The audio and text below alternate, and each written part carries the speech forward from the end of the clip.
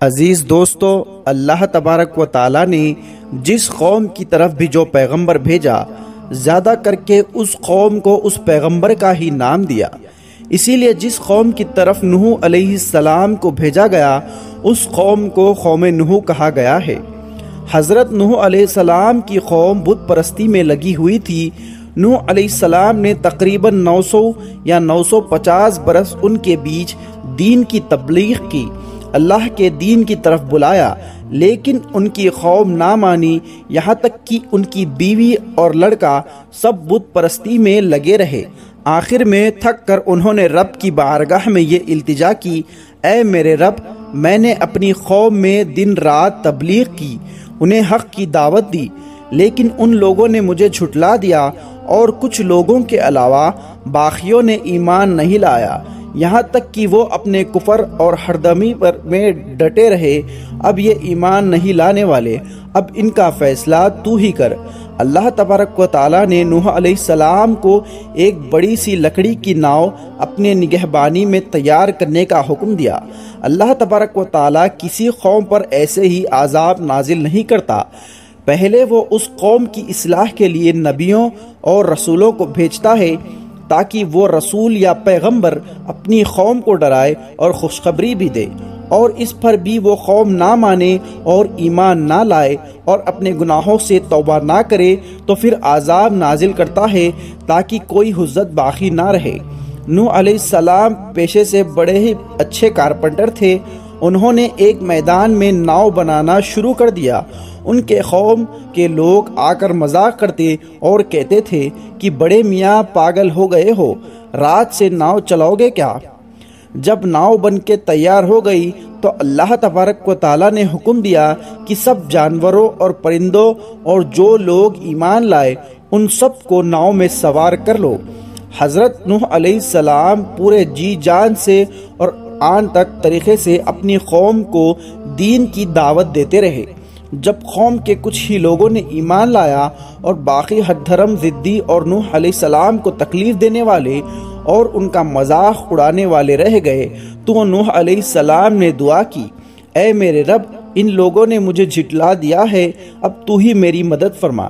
تب اللہ تبارک و تعالی نے نوح علیہ السلام کی طرف وحی کی، ہماری نگرانی اور ہدایت کے مطابق کشتی بناؤ، پھر جب ہمارا حکم آ جائے اور تنور ابلنے لگے تو ہر قسم کے جانور اور پرندوں کے جوڑے سے 2 نر اور مادہ اس میں بیٹھا لینا، اور اپنے گھر والوں کو بھی، ایمان والوں کو، اور جن لوگوں نے ظلم کیا کافر، ان کے بارے میں مجھ سے کوئی سوالات مت کرنا، کیونکہ وہ سب پانی میں غرق کر دیے جائیں گے، اور پھر تم اور جو تمہارے ہمارے ہو کشتی ناؤ میں اچھی طرح بیٹھ جائے تو کہنا سب تعریف اللہ تبارک و تعالیٰ کے لیے ہے جس نے ہمیں ظالموں سے نجات دی، اور بھی کہنا میرے رب ہمارا برکت والی جگہ پر اتارنا، اور تو سب سے بہتر اتارنے والا ہے۔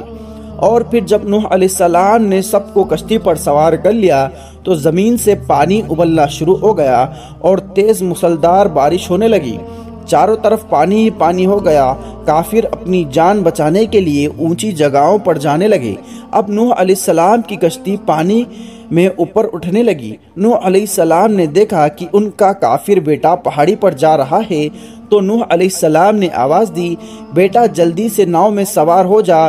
اس نے جواب دیا، میں پہاڑی پر جا رہا ہوں، میں وہاں بچ جاؤں گا۔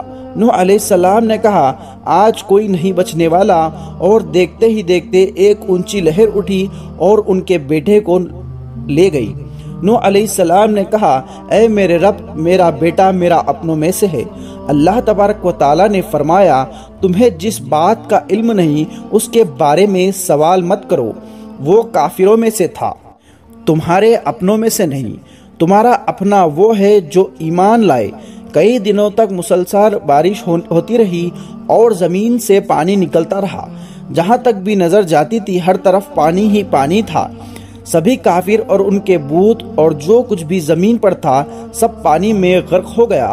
پھر اللہ تبارک و تعالی نے آسمان کو حکم دیا کہ پانی برسانا روک دے، اور زمین کو بھی حکم دیا کہ اپنا پانی نگل لے۔ کشتی کئی دنوں تک پانی میں تیرتی رہی۔ کشتی چوہے ہو گئے جو اناج کے غلے کو نقصان پہنچانے لگے۔ نوح علیہ السلام نے اللہ تبارک و تعالیٰ سے دعا کی۔ اللہ تبارک و تعالیٰ نے کہا شیر کی پشت پر ہاتھ مارو۔ نوح علیہ السلام نے شیر کی پشت پر ہاتھ مارا تو بلی پیدا ہوئی اور اس نے سارے چوہوں کو کھا لیا۔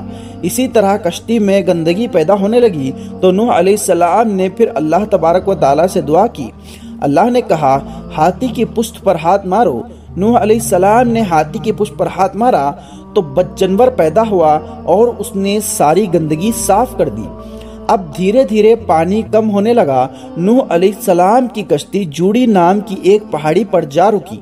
نوح علیہ السلام نے ایک کوے کو بھیجا کہ جا کر پتہ لگا کہ پانی کتنا کم ہوا ہے۔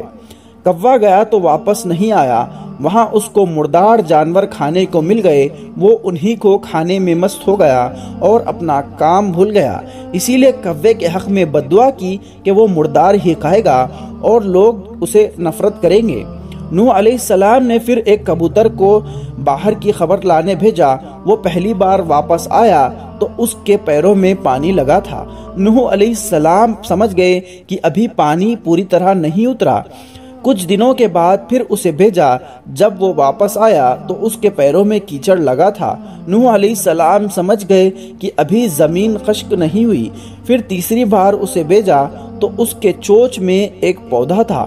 نوح علیہ السلام سمجھ گئے کہ اب زمین خشک ہو چکی ہے، اسی لیے کبوتر کے حق میں دعا کی وہ دانا کھائے گا اور لوگ اس سے پیار کریں گے۔